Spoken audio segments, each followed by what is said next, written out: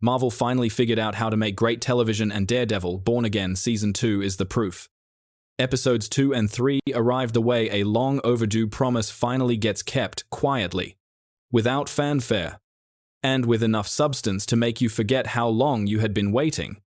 The first season carried the weight of a complicated production, 5 episodes filmed under a scrapped creative vision, then stitched together with new material in what showrunner Dario Scardapani himself called a Frankenstein job. That season was fine. These 2 episodes are something else entirely. For years, Marvel's Disney Plus output struggled with a fundamental identity crisis. The studio approached television the way it approached movies, director-led, built as one long narrative arbitrarily cut into episodes, with tie-ins to the broader cinematic universe treated as obligations rather than opportunities. Some shows survived that model. Most did not. After Secret Invasion collapsed under the weight of its own ambition and reshoots, Marvel retooled. Showrunners came back. Pilots returned. And Daredevil, Born Again was handed a clean slate, no required homework. No Avengers cameos eating up screen time. Just a street-level story told by people who care deeply about getting it right. Season 2 is the first time that clean slate has been fully used. Episode 3 is where everything clicks into place.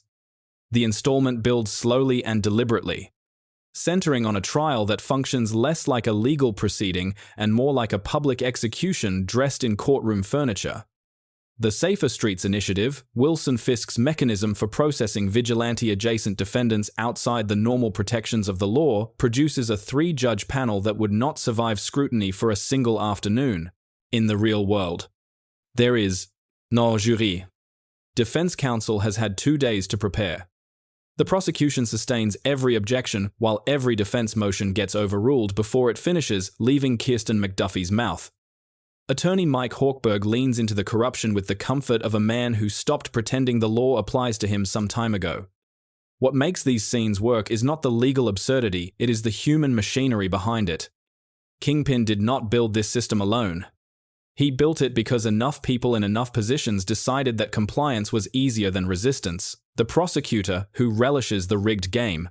The expert witness who quietly alters her report. The presiding judge who wavers between conscience and cowardice without ever fully committing to either.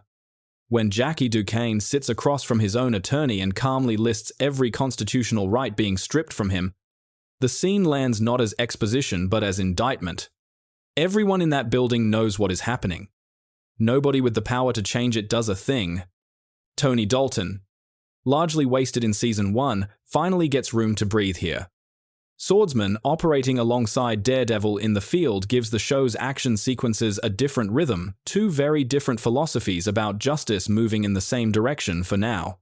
Fully aware that the road will eventually fork, the tension between Matt Murdoch's Catholic restraint and the more brutal approach that Karen Page gravitates toward is being seeded carefully, and it is exactly the kind of character friction that made the Netflix years so compelling. Then there is the fight. The one-take prison break sequence in the final act of Episode 3 is the culmination of everything this franchise has been building toward across 10 years and 2 distinct eras. The original Netflix hallway fight established what Daredevil could be on television. This sequence shows what he can be with a real budget, a confident creative team, and the freedom to actually let the character use his full arsenal. The grappling hook, the billy club, the sensory precision that makes him something beyond a man in a red suit. It is a comic book brought to life in a way that Marvel's television division has been promising since 2021 without fully delivering. Until now. And then the irony lands perfectly. Matt breaks open Red Hook. The prisoners walk free. The facility is exposed to the world. He wins. Completely and spectacularly, and ends the episode in a worse position than when he started. The deaths of facility workers are being laid at his feet. Public opinion is already being shaped against him before he has a chance to shape it himself. The show earns that twist because it never pretends that doing the right thing guarantees a clean outcome.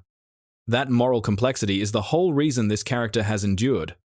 Angela Del Toro's emergence as the new White Tiger adds a quieter kind of momentum to these episodes.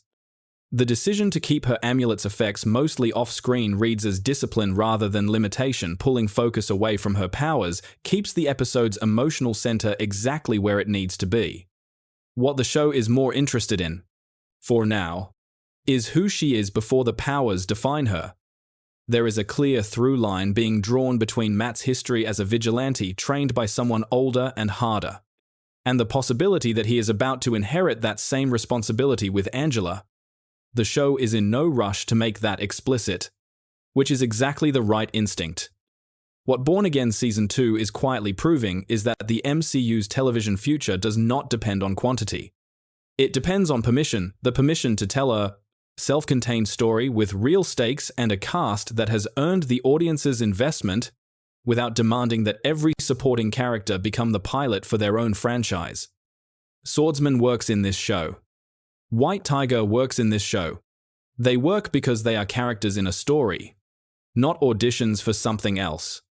This is the show that Marvel Television was always capable of making. It just took a few years, a few expensive lessons, and one very patient group of fans to get here. So after everything, episodes 2 and 3 delivered the fight. The kangaroo court. The brutal irony of Matt's victory turning against him. Do you think Daredevil Born Again has officially become the best thing Marvel has put on any screen in years? Let us know in the comments. And if you are watching this for the first time, subscribe because this season is only getting started, and you do not want to be catching up while everyone else is already talking about what comes next.